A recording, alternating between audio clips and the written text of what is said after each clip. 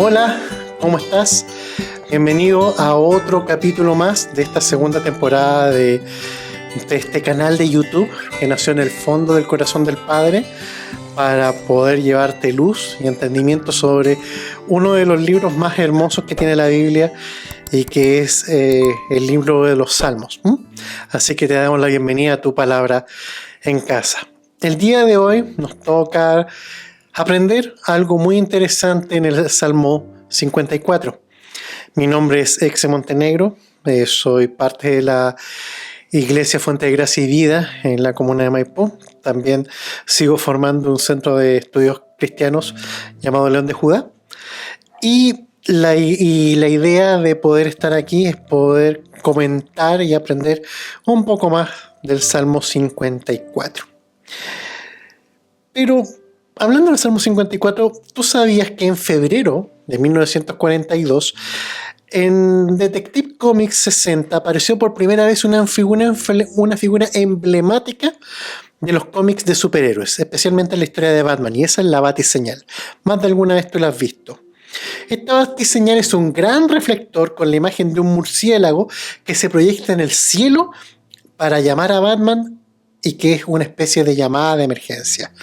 La policía de Ciudad Gótica la prendía y esta sombra, esta imagen gigante de un murciélago iluminaba los cielos y Batman aparecía a salvar el día. Me imagino lo genial que pudo haber sido contar con esta especie de ayuda extra, ese apoyo oportuno de alguien que es capaz y que resuelve. Pero tampoco era llegar y usar la señal. Su función específica era pedir ayuda para hacer justicia. Y en ese punto quiero que tú notes algo. Así como es de efectiva la batiseñal, es también el llamado de los hijos de Dios que hacen a su Padre para que haga justicia. Ese llamado para que Dios haga justicia por nosotros. Dios siempre está atento, está pendiente de que algún hijo suyo le invoque a través de la oración para pedir ayuda, a través de una frase, una palabra, un pedido de ayuda para acudir en su auxilio. Y Dios no solamente te va a oír, sino que Él viaja 100.000 millones de veces más rápido que la velocidad de la luz, cruza las galaxias y el espacio sideral, salva a sus amados, vence a los enemigos, les da su merecido y así los libra de toda angustia. Por eso en el Salmo 54 yo veo algo semejante a una Dios señal, por llamarlo así. Acompáñame a leer este salmo. Mira que es hermoso. Plegaria pidiendo protección contra los enemigos. Al músico principal en Nejinot, masquil de David, cuando vinieron los cifeos y dijeron a Saúl: ¿no está David escondido en nuestra tierra? Oh Dios, sálvame por tu nombre y con tu poder defiéndeme. Oh Dios, oye mi oración, escucha las razones de mi boca, porque extraños se han levantado contra mí y hombres violentos buscan mi vida. No han puesto a Dios delante de sí. He aquí, Dios es el que me ayuda. El Señor está con los que sostienen mi vida. Él devolverá el mal a mis enemigos. Córtalos por tu verdad. Voluntariamente sacrificaré a ti. Alabaré tu nombre, oh Jehová, porque es bueno, porque Él me ha librado de toda angustia y mis ojos han visto la ruina de mis enemigos. El Salmo 54 es un salmo bastante sencillo, es de la misma escuela del Salmo 25. Casi pareciera una lección para aprender cómo funciona el género de la súplica dentro de los salmos. Es una manifestación muy básica y fundamental del género. A pesar de no tener una estructura compleja o de mucha belleza literaria, hay algo que me hace match. A medida que pasa el tiempo me voy identificando más y más con estas oraciones sencillas, sin demasiado artilugio, sin demasiada poesía.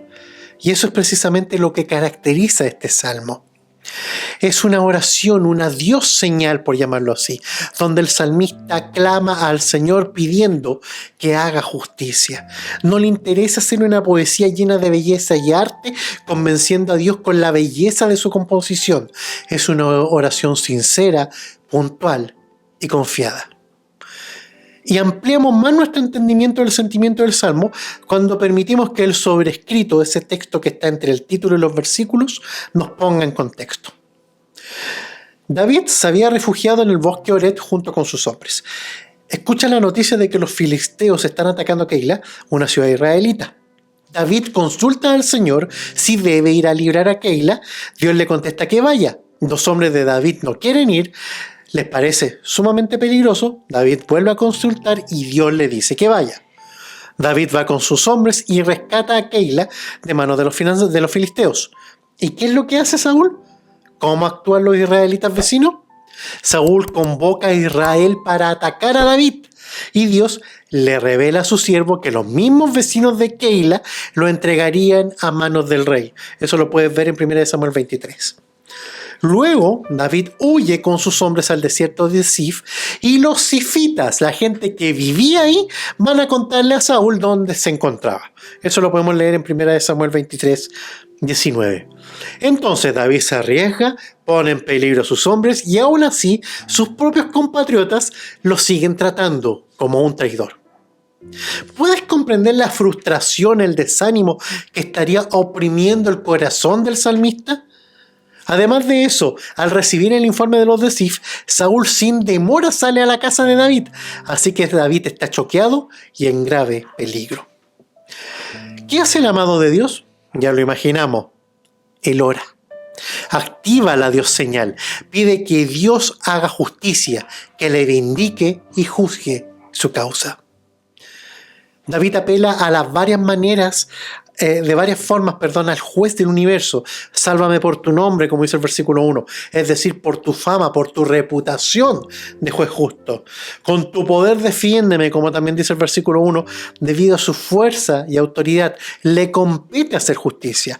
Córtalos por tu verdad, como dice el versículo 5, su fidelidad e integridad demanda que haga respetar los derechos del inocente y satisfaga las demandas de justicia.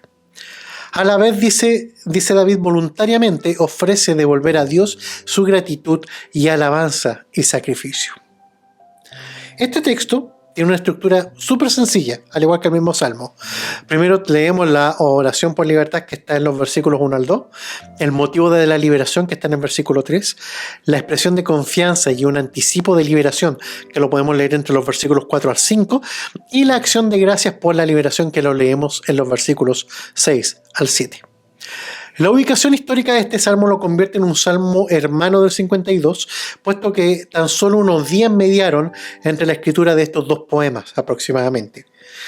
Por último, me gustaría que te quedaras con esto en la mente. La esperanza plasmada en las palabras de este salmo.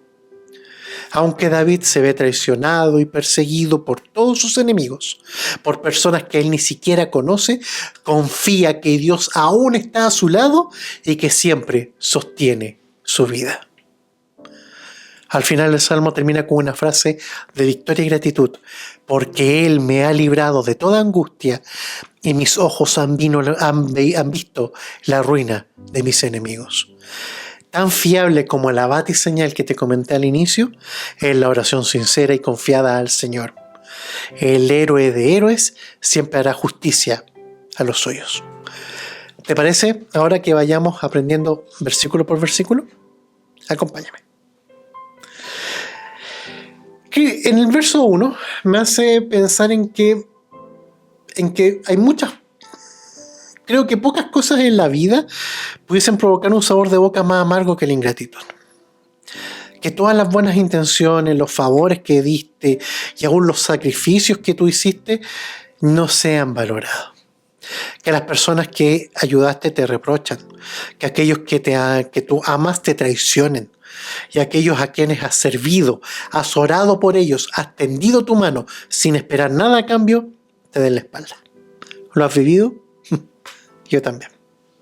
Así se sentía David, decepcionado, frustrado, temeroso y abatido por ser tratado como no merecía, por recibir odio a cambio de su sacrificio y amenazas a cambio de amor. ¿Qué hacer ahora? ¿Valía la pena seguir? Aquellos sobre quienes estaba destinado a reinar soplaron a Saúl donde él estaba. Y nuevamente solo había una pequeña estrella de esperanza para él, un cielo oscuro y nublado. Aún así, el salmista activa una vez más esta Dios señal, por llamarlo así, su recurso infalible.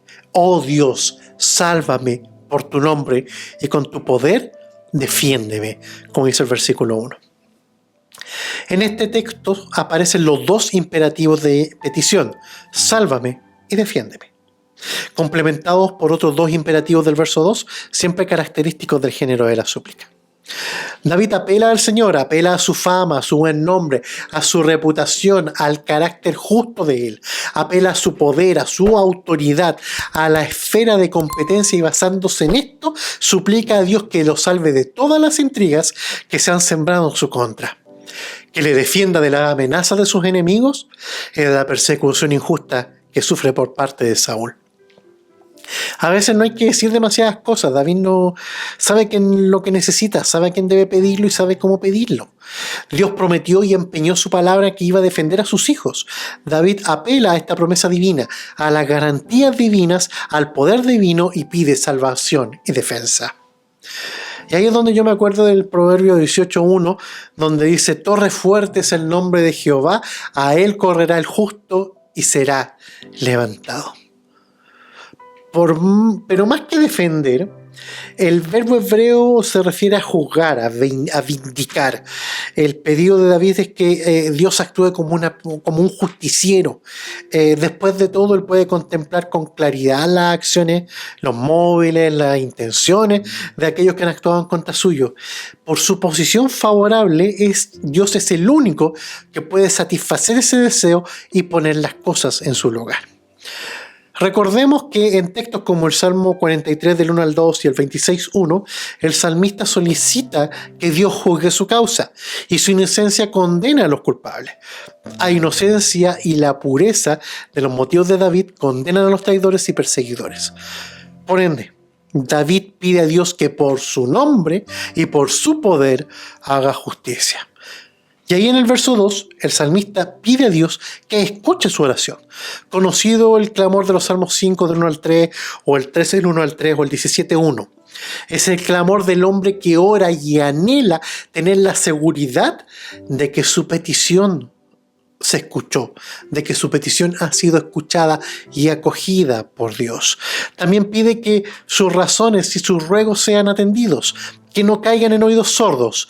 Reitera al Señor la importancia y la urgencia de la petición. Realmente, cuando nosotros oramos y repetimos y recalcamos, no es porque creamos que Dios no nos presta atención o que logramos algo con hacerlo de esa forma. Lo hacemos porque es algo que nos preocupa, y como nos interesa en sobremanera, no lo dejamos en stand-by con facilidad. Este motivo de interés es el que nos impulsa a repetir y a pedir con cierta urgencia, a decirle a Dios: Señor, óyeme por favor. En el versículo 3 está la partícula causativa hebrea ki, que une la petición de los versos 1 y 2 con la causa del verso 3. Esto en la gramática hebrea es como que si tuviera dos bloques grandes de textos separados y hay como una pequeña partícula, un pequeño simbolito que es capaz de unir estos dos párrafos. El salmista explica muy leve y superficialmente el motivo de su súplica: porque extraños se han levantado contra mí y hombres violentos buscan mi vida. Estos extraños evidentemente tendrían que ser los habitantes de Ziph, que se habían levantado contra David. Es curioso que el salmista utilice un término que usualmente aplica para los extranjeros para referirse a gente de su propio país, pero ahí está toda la paradoja del versículo: que sus propios hermanos, que se han levantado contra él como si fuesen extraños y extranjeros. No tienen en su corazón los valores de Israel, ni la dignidad del pueblo de Dios. Hombres violentos buscan mi vida, dice David. La naturaleza de la poesía hebrea nos indicaría poner esta oración en un paralelismo con la anterior. Sin embargo, prefiero aplicar esta frase en mayor medida a Saúl y sus hombres. A pesar de que los informes de los zifitas son los que atentan contra David, no son ellos los hombres violentos que buscan su vida. Es por esta razón que vemos mezclados los motivos tanto de consternación y angustia que inquietan a David: la traición e ingratitud de su hermano y las amenazas y persecuciones por parte de Saúl, a quien él todavía le tiene cariño. Ninguno de estos grupos han puesto a Dios delante de sí, como dice el versículo, sin tener en cuenta a Dios, como dice también la NBI. proceden sin el menor sentido de sujeción al Señor. Y de hecho, les importa bien poco lo que el Señor diga. En los versículos 4 y 5 me gusta mucho la irrupción de la interjección hebrea giné, o he aquí, por llamarlo así en español, en el pensamiento del salmista. Muchos se han levantado contra él queriendo destruirlo, matarlo, acabar con su vida, y otros más lo traicionaron sin asco, como si fuesen desconocidos, pero él dice que he aquí Dios es mi ayudador. Es poderosa esa frase. El Señor es el que sostiene a mi alma. Él está de mi parte. El héroe de héroes, el justiciero por excelencia, está a mi lado. Sostiene mi alma, protege a los que me ayudan. Él es mi ayudador en este conflicto. De manera que David en sus plegarias se aferra a esta última esperanza de forma absoluta. Pero a la vez es la forma más poderosa de todas las que él tiene a mano. El respaldo de Jehová. Enciende esta Dios señal porque sabe que Dios no lo va a defraudar. Recuerda esto bien. Dios sostiene tu vida. Nadie puede tocarte sin permiso de Dios. Nadie puede quitarte tu vida si dice Dios no lo harás. Nadie tiene derecho a hacer contigo lo que le parezca. Dios te sostiene y si lo quieres, Dios te cubre si tú lo aceptas. En el verso 5, la fe le inspira a anticipar la victoria, así como la derrota total de sus enemigos. David piensa que Dios aplicará la ley del talión. Dios les devolverá el mal que ellos pensaban en hacerle. Dios es fiel. Dios es verdadero, actúa con justicia, no cabe duda que dará a los traidores y a sus violentos enemigos lo que merecen. Córtalos, dice el salmista, destrúyelos, dice la NBI. La justicia exige que muera el que pretende matar, ¿verdad? David no quiere venganza personal, fruto del resentimiento ni de eso amargo que quedó en lo profundo de su corazón. Él quiere ver a Dios haciendo su voluntad. No la voluntad de David, sino que su voluntad como Dios, mostrando su justicia a un mundo impío y pecador que piensa que puede obrar y conducirse como quiere. Los versículos 6 y 7, para ir terminando, hablan de la confianza que David deposita en su Dios y que se eleva a lo más alto cuando expresa su certeza total en la liberación divina. Dios promete a Dios darle ofrendas voluntarias en lugar de estas ofrendas precisas y estipuladas por la ley, como una evidencia palpable de su deseo de alabarle. Su alma descansa en un Dios cuyo nombre, como dice el verso 1, es bueno, desea alabar ese nombre. ¿Y por qué David? ¿Por qué alabarlo a pesar de las traiciones y los peligros de muerte? No estoy seguro de si el verso 7 es un anticipo o es una realidad ya palpable. Pero el salmista contesta, porque Él me ha librado de toda angustia y mis ojos han visto la ruina de mis enemigos. Es decir, Dios vindica, libra, defiende al inocente, pero también juzga. Condena y arruina al enemigo culpable. Estas son las dos caras de la acción del juez divino. Lo que hacen los héroes de verdad, salvan a los inocentes y le dan su merecido a los culpables. Para ir terminando, gracias a Dios sabemos que esa oración sí tuvo una respuesta. Dios libró a David de toda su angustia y finalmente dio la ruina de todos sus enemigos. Dios es fiel, mis queridos y queridas amigas que están viendo allá en la pantalla o que están oyendo esto. Él es verdadero y justo, un héroe de verdad, sin comparación. Y quiero dejarte esto hoy en lo más profundo de tu corazón. Si hay alguna injusticia que hoy día está oprimiendo tu corazón y tu alma, quiero que vayas a Dios, sin muchas palabras. Cuéntale lo que hay en tu corazón, tu sentir. Abre tu alma.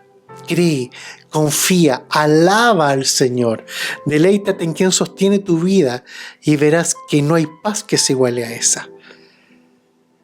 Pero no conforme con eso, tus ojos van a ver, tus ojos verán. Verás la respuesta a tus oraciones, porque ninguna Dios señal que se activa va a quedar sin respuesta.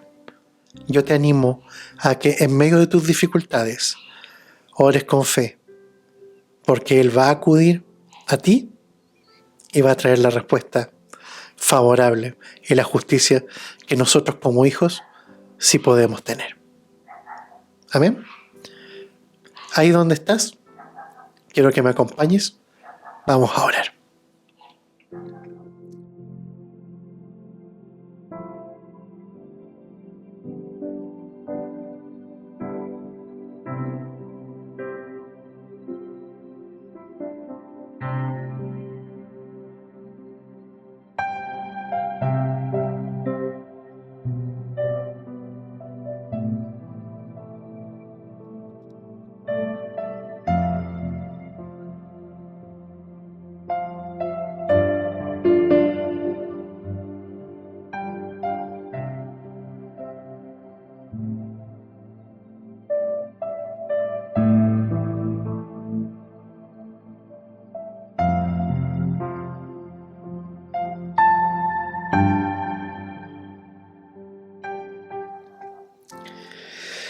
Señor, gracias por esta tremenda oportunidad que tenemos de poder escudriñar en lo más profundo de los salmos, de que a través de ellos los que lo escribieron nos cuentan lo que había en su corazón, sus alegrías, sus angustias, sus penas. Y que puntualmente en este Salmo 54 podemos ver a un David de que en medio de las persecuciones injustas, en medio de las profundas pruebas que vivió en ese tiempo, que tuvo que estar arrancando de la mano de Saúl, Él sí pudo verte. Él sí pudo contemplarte. Él pudo gozar de tu cuidado y de tu justicia. Y que eso hoy día nos queda como testimonio, como esta Dios señal que podemos activar en medio de la oración. Una oración sin tanta belleza, sin tanta ceremonia, sin tanto adorno. Una oración profunda.